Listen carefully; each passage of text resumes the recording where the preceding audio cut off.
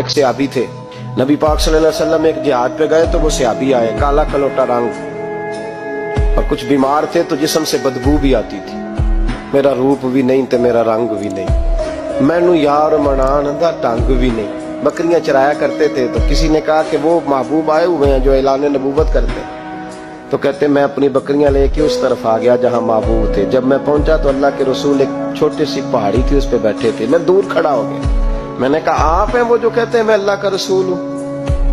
تو کہتے ہیں محبوب نے فرمایا دور کیوں کھڑے ہو، نیڑے آؤ میں بتاتا ہوں میں ہی اللہ کا رسول ہوں۔ تو کہتے ہیں میں نے کہا نہیں، میرے جسم سے بدبو آتی ہے، مجھے تو میرے اپنے پاس نہیں بٹھاتے، پسینہ آتا ہے تو بدبو نکلتی ہے، حضور میں نہیں قریب آتا۔ کہتے ہیں محبوب اٹھ کے کھڑے ہوئے، حضور قدم آگے بڑھاتے تو میں پیچھے بڑھاتا، حضور آگے میری جانب چلتے تو میں پیچھے ہوتا۔ فرماتے محبوب تیز دوڑے اور میرے قریب آئے تو نبی پاک علیہ السلام نے مجھے بغل گیر کر لیا۔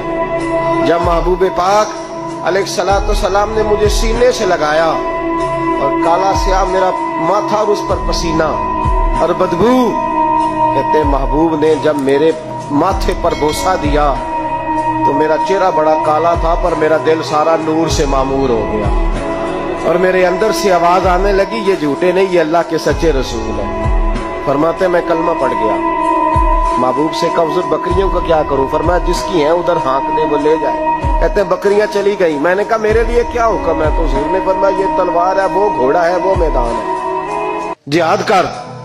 کوئی وضو نہیں، کوئی غسل نہیں، کوئی نماز نہیں، کوئی سجدہ نہیں، تلوار لی، میدان میں نکلے، جہاد شروع ہوا، چند منٹ گزرے کہ شہید ہو گئے۔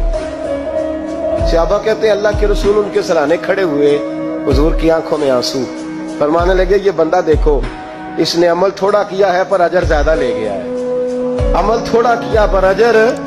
فرمایا ابھی کلمہ پڑھا، ابھی شہید ہوا ہے اور حوریں ساری جنت کے دروازے کھول کے کھڑی ہیں، جیسے روح جائے گی اللہ فوراً ہی جنت عطا فرما دے گا۔ اس کی قبر بقائے